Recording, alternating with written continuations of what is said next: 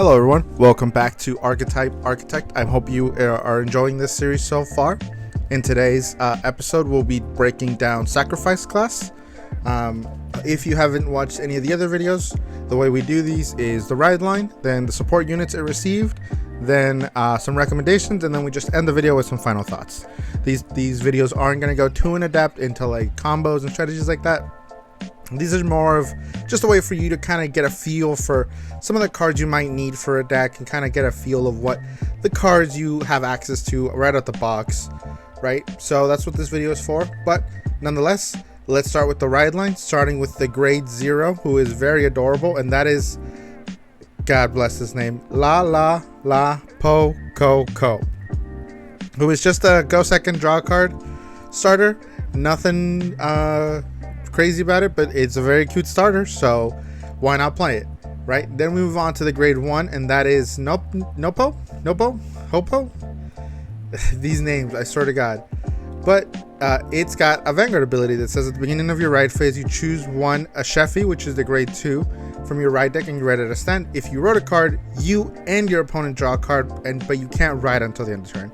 So essentially, it just lets you get a card and just ride up, but it does give your opponent a card, so kind of like upsides, downsides. But that's going to be this entire deck as we move along. You'll sort of notice that. But let's move on to the grade 2 with Sheffy, which when he's rode upon by Sacrifice class, you can Soul Blast 1 to search your deck for up to 1 Saccharine Bait, reveal it, and put it into your hand.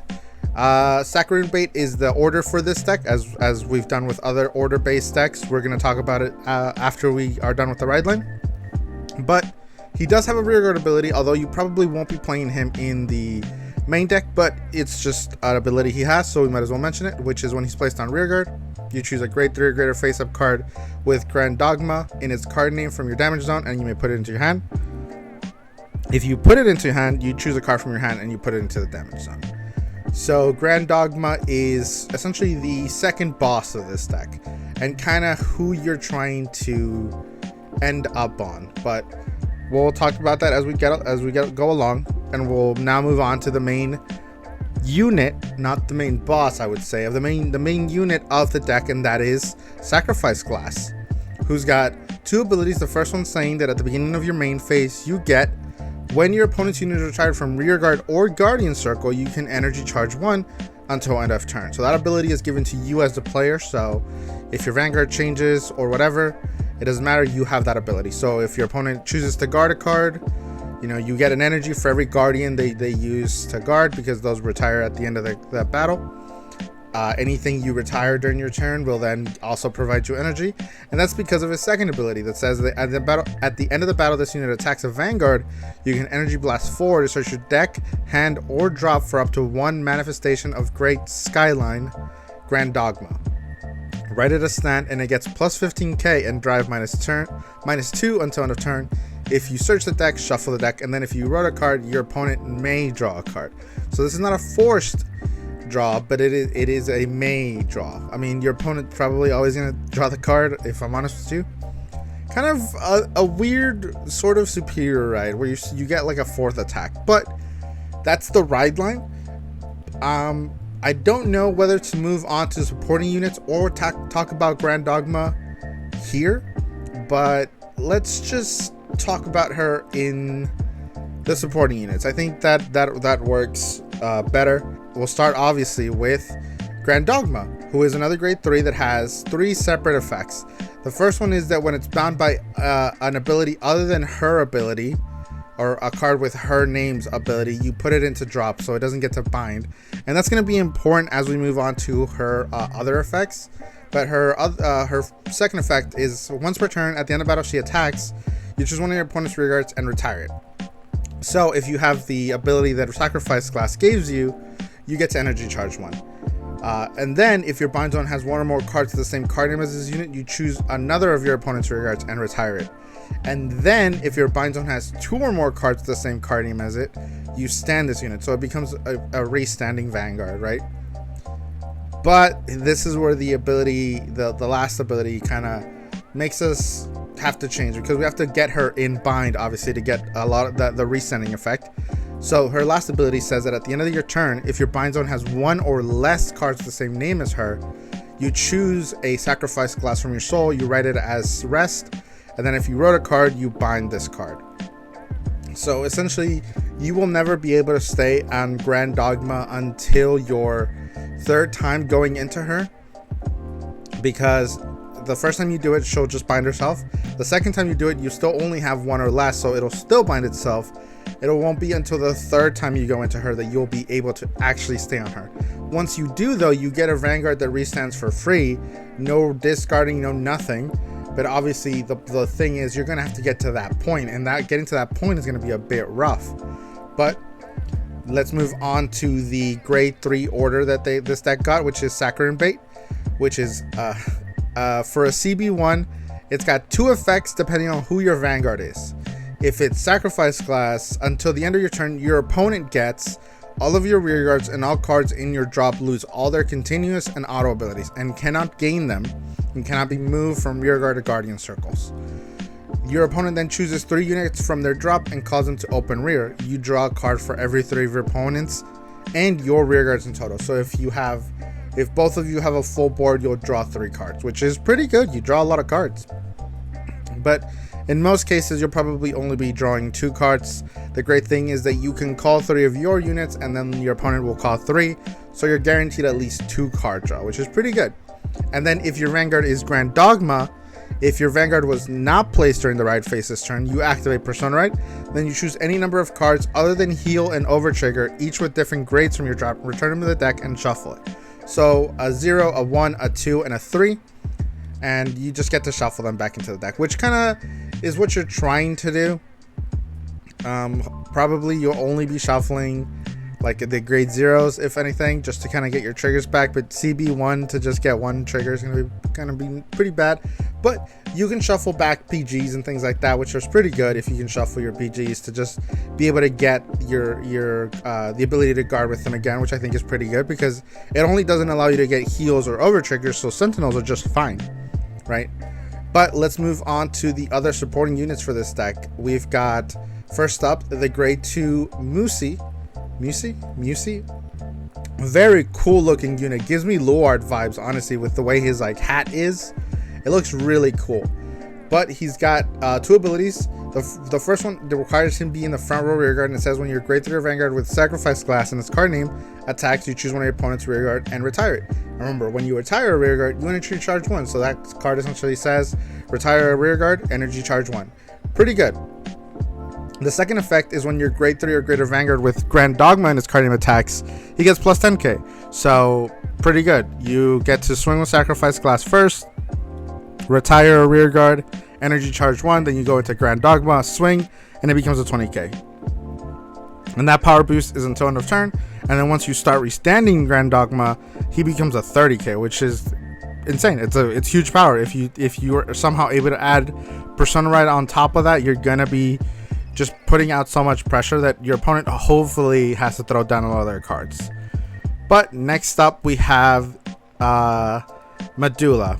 This is a grade 1 that says active rear guard circle once per turn, Soul Blast 1, discard a card from your hand, then you choose a Saccharine Bait from your drop, and it gets this card can be played from drop, and when it would be played and put into drop, put it on the bottom of the deck instead.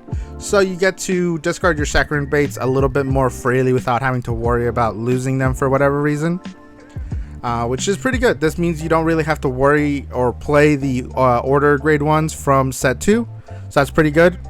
Then his second ability is that at the end of your turn, you can Energy Blast 5 to draw a card.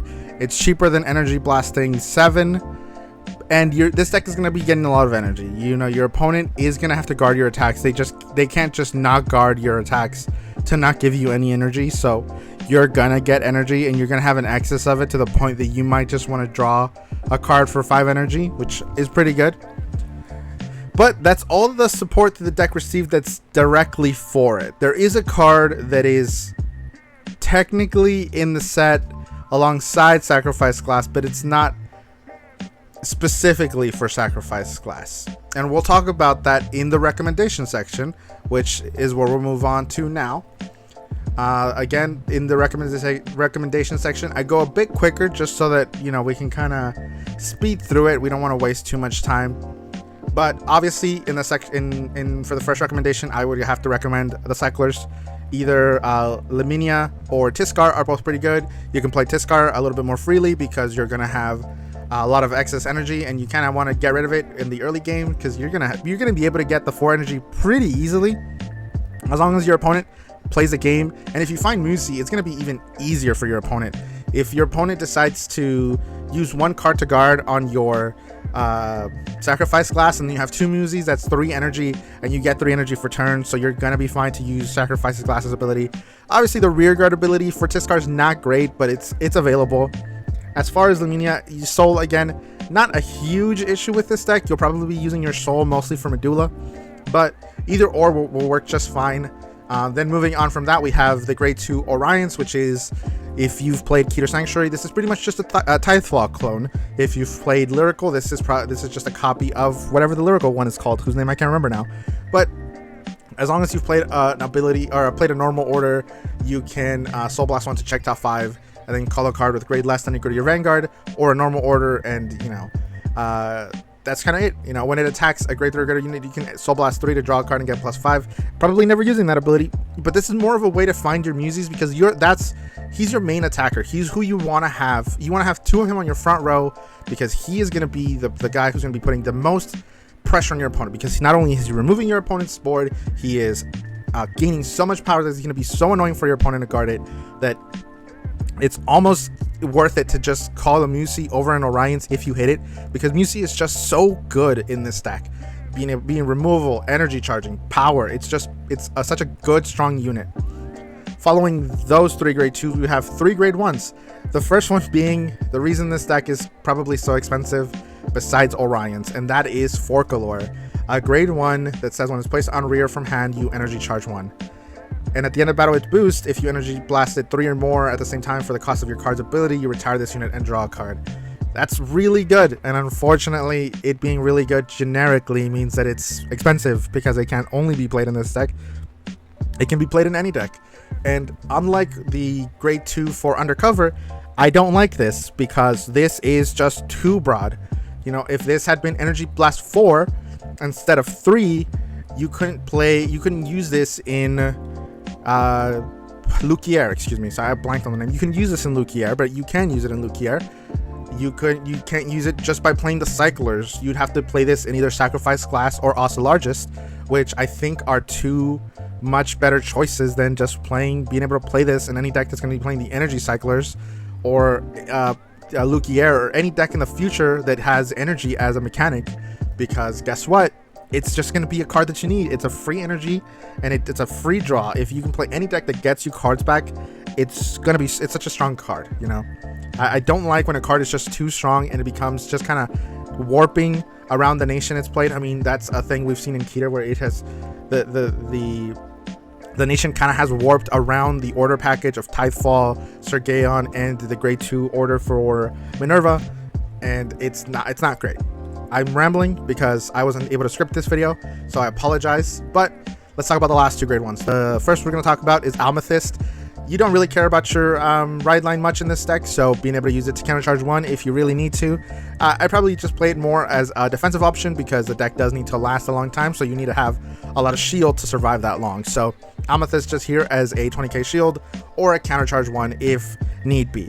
The last recommendation I have is the grade 1 clockwise dragon from Festival Booster 2024. Not for its first ability. I don't ever want to see anyone play this on a rear guard, because I don't like random soul charging, and getting plus 2k for that is not great.